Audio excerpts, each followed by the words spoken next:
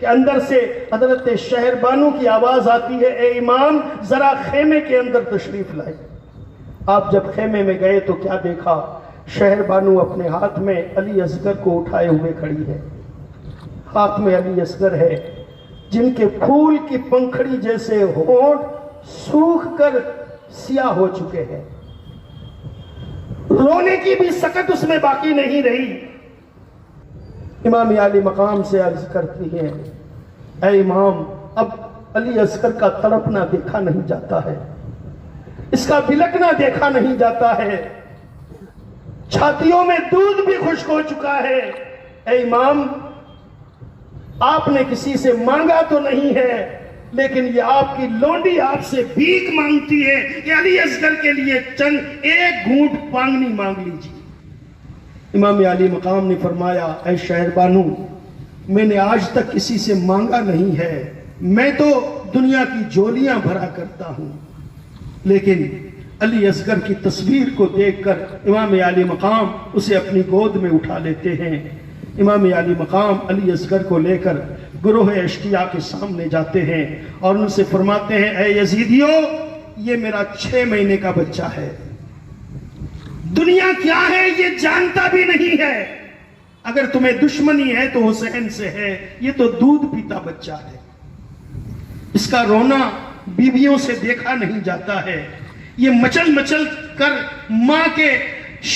मां के पिस्तान से दूध पीना चाहता है, इसके होंठ खुश्क हो चुके हैं, इसके हल्क में चंद कतरे पानी के डाल दो, अपने हाथ से डाल दो, और मैं वादा करता हूं कल कयामत के दिन नाना जान के हाथ से हौजे कौसर का जाम तुम्हें पिलाऊंगा। दोस्तों छोटे बच्चों को पर तो काफिरों को भी रहम आ जाता है, न जाने वो कैसे सख्त दिल थे, कैसे बदबख्त थे। बजाय इसके इमाम अली असगर की हल्क में चंद कतरे पानी के डालते, एक बदबख्त जिसका नाम हुरमुला इब्न काहिल था, जहर में बुझा हुआ तीर कमान के ऊपर चढ़ाकर अली असगर की तरफ मारता है, जो अली असगर के हलकूम को छेदता हुआ इमाम हुसैन के बाजू में पेविश हो जाता। इमाम हुसैन अली असगर का बहता हुआ खून अपने चेहरे पर मल लेते हैं और फरमाते हैं, यजीदियो याद रखना हुसैन इसी तरह से कल मैदान मैशर में दावर मैशर के सामने जाएगा। और अली असगर को लेकर आप खेमे अतहर में तशरीफ लाते हैं और शहर बानू से फरमाते हैं, बानू लो अब ये तुमसे कभी पानी नहीं मांगेगा, अल्लाह ने इसे भी हौजे कौसर से सैराब कर दिया। करीब ही सैयदा ज़ैनब खड़ी हुई हैं, इमाम हुसैन से अर्ज करती है, भैया मेरी भी एक अर्ज है, और आप सखी माँ के सखी बाप के बेटे हो, आपने किसी का सवाल कभी रद्द नहीं किया है, ये गरीबुल वतन मुसाफिर बहन आपसे एक सवाल करना चाहती है। इमाम हुसैन फरमाते हैं, बहन किसी और इम्तिहान में मुझे मुब्तला न करना, कहो क्या कहना चाहती हो। हजरत ज़ैनब अपने बच्चों को हुक्म देती है, मेरे शहजादों बाहर आ जाओ। थोड़ी ही देर के बाद हजरत सैयदा ज़ैनब के दोनों लाल ओनो मोहम्मद हाथ में छोटी छोटी तलवार लेकर सामने आ जाते। इमाम आली मकाम ने फरमाया, बहन ये क्या है? अर्ज करती है, भैया ये मेरी एक इल्तिजा है, आप इसे कबूल कर लो। दुनिया के अंदर जब किसी भाई पर कोई मुसीबत आती है तो बहन भाई का सदका उतारा करती है, और भैया मैं इतनी गरीबुल वतन हूं कि यहां मेरे पास कुछ नहीं है कि अपने भाई का सदका उतारूं। हाँ, इन दोनों लालों के जरिए मैं आपका सदका उतारना चाहती हूं, आप इजाजत दो ताकि मेरे ये 2 लाल भी आपके कदमों में कुर्बान हो जाए। इमाम आली मकाम से इजाजत लेकर दोनों छोटे छोटे बच्चे अपने हाथ में नन्ही नन्ही तलवारें लेकर मैदान कारजार में आते हैं। छोटे बच्चों को लड़ना तो क्या था, 5-6 बरस के बच्चे थे, ये भला लड़ते क्या, उन्हें तो नाना का वादा पूरा करना था, उन्हें तो अल्लाह की बारगाह में सुरखरुई हासिल करनी थी। चंद मिनटों में यजीदियों ने दोनों बच्चों को छेद डाला। इमाम अली मकाम दोनों लालों को लेकर, दोनों भांजों को लेकर सैयदा ज़ैनब के पास आते हैं और फरमाते हैं, बहन अल्लाह का शुक्र करो, अल्लाह ने तुम्हारी कुर्बानी भी कबूल फरमा ली है। अब सारे लोग इमाम आले मकाम पर अपनी जानें फिदा कर चुके हैं। साथ आहो बका आहोजारी आ गई, सैयदे मजलूम की रन में सवारी आ गई, साथ वाले भाई भांजे हो चुके हैं सब शहीद, अब इमामे बेकसो तन्हा की बारी आ गई। अब इमाम आले मकाम मैदान कारजार का रुख करना चाहते हैं। आपकी ख्वाहिश ये थी कि अंदर न जाए, बहन का सामना किस तरह से करेंगे, लेकिन अंदर से शहर बानू की आवाज आती है, ऐ मेरे शौहर, ऐ मेरे आका, ऐ मेरे सरताज, चंद लम्हों के लिए अंदर आ जाइए और आबिदे बीमार का हाल देख लीजिए। इमाम हुसैन अंदर आते हैं। आबिदे बीमार मर्ज के बिस्तर पर लेटे हुए हैं, कशी तारी है और बुखार इतना है कि हाथ सर पर रखा नहीं जाता। इमाम आली मकाम अपने लख्ते जिगर के सिराने बैठ जाते हैं, सर पर हाथ फेरते हैं। ज़ैनुल आबिदीन बाबा की खुशबू पाकर आंख खोल देते हैं, होश में आ जाते हैं। जैसे ही देखा कि बाबा जान रन में जाने के लिए तैयार हैं, बेकरारी के आलम में सारी हिम्मत जमा करके खड़े हो जाते हैं और अर्ज करते हैं, बाबा अभी आबिद जिंदा है, इसके होते हुए आप रन में नहीं जा सकते। इमाम आली मकाम अपने लख्ते जिगर को सीने से लगाते हैं, फरमाते हैं, बेटा तुझे रन में नहीं जाना है, अगर तू भी चला गया तो मेरी औलाद का सिलसिला किससे चलेगा, हुसैनी सादात का सिलसिला तुझसे चलेगा। बेटा मेरे सीने में नाना की जो अमानत है मैं वो तुझे सुपुर्द करता हूं, तुझसे मेरा सिलसिला आगे बढ़ेगा। ऐ सज्जाद, ऐ ज़ैनुल आबिदीन, ऐ अली औसत, तुझे जिंदा रहकर अपना इम्तिहान देना है। इमाम आली मकाम ज़ैनुल आबिदीन को अपने सीने से लगाते हैं, सीने में जो इल्म था वो मुंतकिल करते हैं। आप इमाम ज़ैनुल आबिदीन के साथ गुफ्तगू में इतने मसरूफ थे कि पीछे की कयामत आप देख न सके। जैसे ही आपने पीछे मुड़कर देखा तो क्या देखा, एक तरफ बीबी ज़ैनब जिनके सर से दुपट्टा उतरा हुआ है, या सो हसरत की तस्वीर बनकर खड़ी है, दूसरी तरफ हजरत बीबी सुकैना बेहोश है और शहर बानू से अपनी गोद में लेकर बैठी है। इमाम आली मकाम के लिए ये बड़ी आजमाइश का वक्त था। बीबियों को छोड़कर जाना, तन्हा छोड़कर जाना इमाम आली मकाम के लिए बड़ी आजमाइश का वक्त था। आप बीबी सकीना के करीब जाते हैं, अपनी गोद में उठाते हैं। आपको अपनी तमाम औलाद में बीबी सुकैना से सबसे ज्यादा मोहब्बत थी। हजरत बीबी सुकैना के चेहरे पर आप हाथ फेरते हैं, फरमाते हैं, सकीना उठो और अपने बाबा का आखिरी दीदार कर लो, आंखें खोलो, अब तुम्हें बाबा का चेहरा देखना नसीब नहीं होगा। हजरत बीबी सकीना आंख खोल देती है और इमाम हुसैन से लिपट जाती है और अर्ज करती है, बाबा जान अब आप कहां जा रहे हैं? कासिम गए, वापस नहीं आए। अब्बास, चचा अब्बास भी वादा करके गए थे, वो भी वापस नहीं आए। अली अकबर भी चले गए, बाबा आप भी जा रहे हैं, अब हमारा सहारा कौन होगा? हमें मदीना तक कौन पहुंचाएगा? मैं बाबा किसको कहकर पुकारूंगी? अल्लाहु अकबर। इमाम आली मकाम अपने सीने पर पत्थर की सील रख लेते हैं और फरमाते हैं, सकीना तू साबिरीन की औलाद है, सब्र करना। ऐ सकीना तू सब्र करने वालों की औलाद है, सब्र का दामन थामे रखना। एक तरफ सैयदा ज़ैनब, बीबी ज़ैनब इमाम आली मकाम के सामने टकटकी बांध कर देख रही है, जिनका सहारा उजड़ने के लिए जा रहा है, शहर बानू का सुहाग उजड़ने जा रहा है। इमाम आली मकाम बीबी ज़ैनब के करीब आते हैं, ज़ैनब की कलाई पकड़ते हैं और बहन की कलाई को बोसा देते हैं। फरमाते हैं, ज़ैनब जिस माँ का दूध मैंने पिया है उसी माँ का दूध तूने भी पिया है। ज़ैनब मैं अली का लख्ते जिगर हूं, तू भी अली की लाडली है। ऐ ज़ैनब अभी मेरा इम्तिहान खत्म होगा, और तेरा इम्तिहान शुरू हो जाएगा। ऐ ज़ैनब, तेरे हाथों में बेड़ियां पहनाई जाएगी, तेरे हाथों में जंजीरें, पांव में बेड़ियां, हाथों में जंजीरें पहनाई जाएंगी। ऐ ज़ैनब, मेरे जाने के बाद वावेला न करना, बल्कि तुझे अली की बेटी का किरदार अदा करना है, इन सैयद ज़ादियों की मुहाफिजत करनी है। हज़रत सैयदा ज़ैनब अपने भाई के गले लिपट जाती है। उस बहन से पूछो कि जिसका भाई निगाहों के सामने गला कटाने जा रहा हो, बहन के दिल पर क्या गुजरती है। उन बीबियों से पूछो, 3 दिन की प्यासी और भूखी बीबियां हैं, सारे सहारे जा चुके हैं, अब आखिरी सहारा भी जा रहा है। उन बीबियों ने किस जवां मर्दी से, किस हिम्मत से इस मंजर को देखा होगा जब उनका सहाग उजड़ने जा रहा होगा, सकीना के सर पर यतीमी का दाग लगने जा रहा होगा। अल्लाहु अकबर, एक कयामत का मंजर था।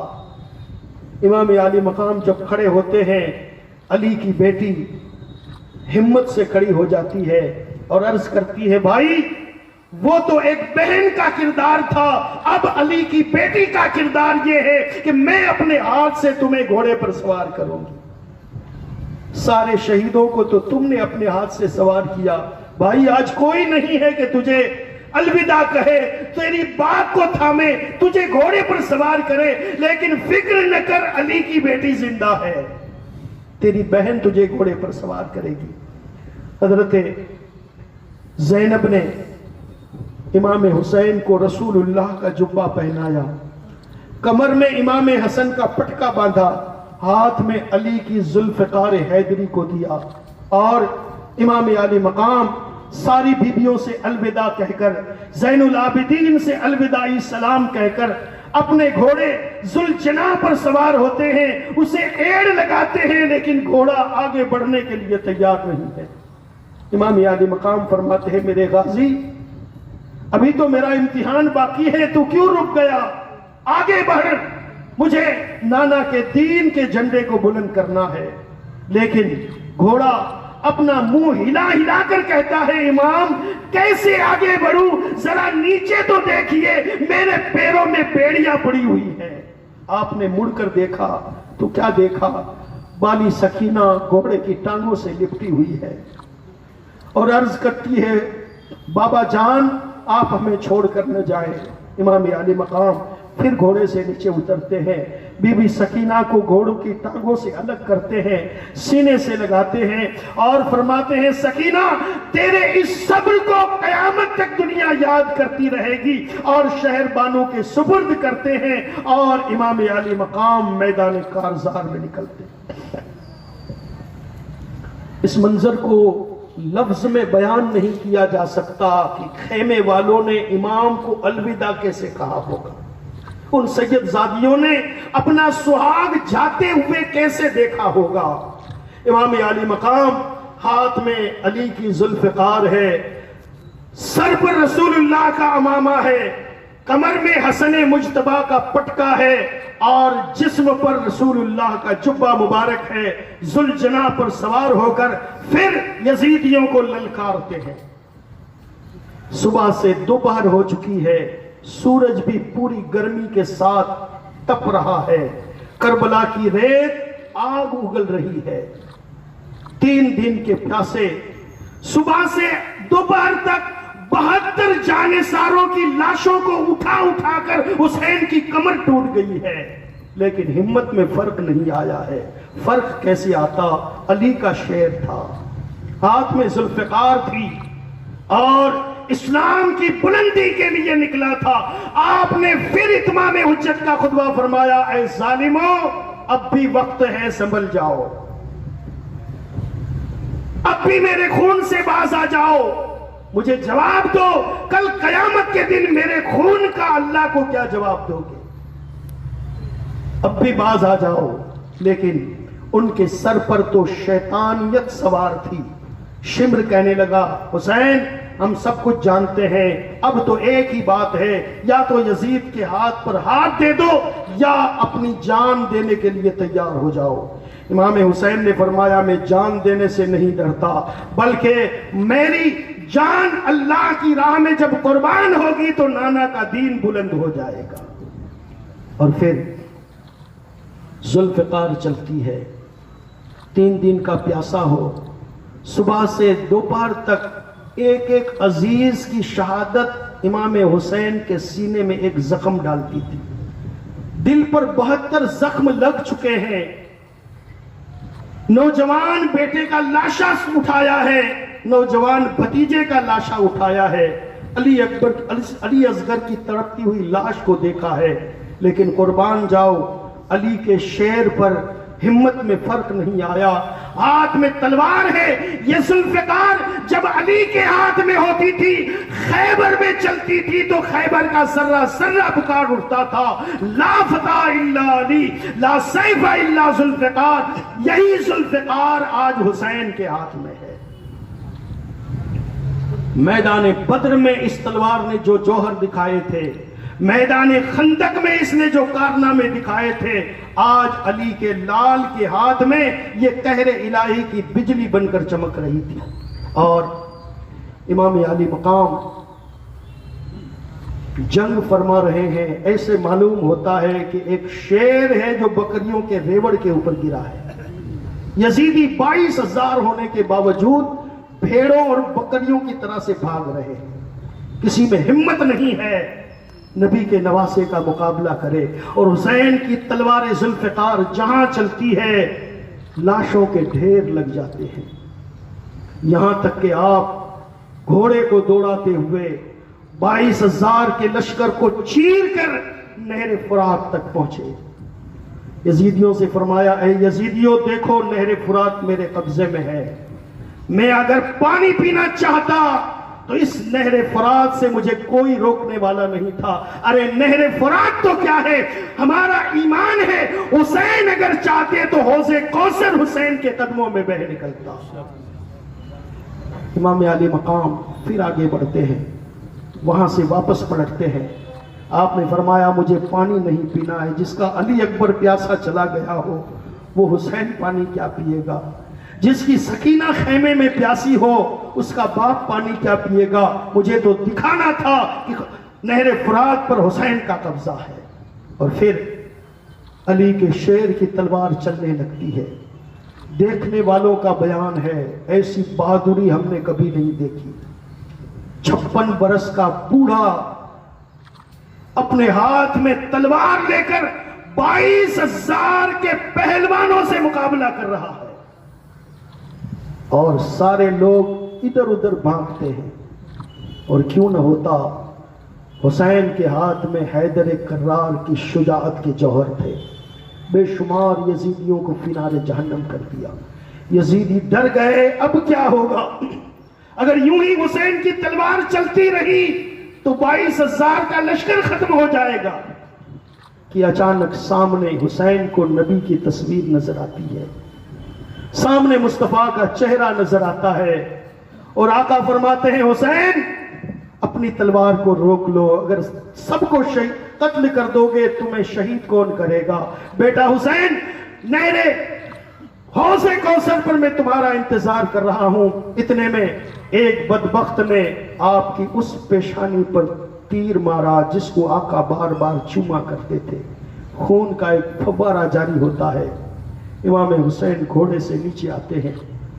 कई लोग आगे बढ़े लेकिन किसी में हिम्मत नहीं थी कि हुसैन के सीने पर सवार होता। शिमरे लईन बदबख्त आगे बढ़ता है, हुसैन के गले पर अपना पांव रख देता है। अल्लाह अकबर। वो मुकद्दस गला जिसको मुस्तफा बार बार चूमा करते थे, बदबख्त अपना पांव रखता है, इमाम अली मकाम के सीने पर सवार हो जाता है। इमाम अली मकाम इरशाद फरमाते हैं, शिमर जरा अपने बटन खोलकर मुझे सीना दिखा दे। उसने अपना पेरहन हटाया तो क्या देखा कि सीने पर सफेद दाग है। आका ने फरमाया, मेरे हुसैन ने फरमाया, मेरे नाना ने फरमाया था, हुसैन तेरे खून में मुंह डालने वाला एक चितकबरा कुत्ता होगा। फिर आप फरमाते हैं, शिमर आज कौन सा दिन है। कहने लगा जुमा का दिन है। कहा वक्त कौन सा है? कहा जुमा की नमाज का वक्त है। आपने फरमाया जालिम, ये वो वक्त है कि मेरे नाना के उम्मती या तो मिंबर पर बैठकर खुतबा दे रहे होंगे या नमाज़े जुमा अदा कर रहे होंगे। जालिम, सीने से हट जा ताकि हुसैन अपने खुदा के बारगाह में सर झुका दे।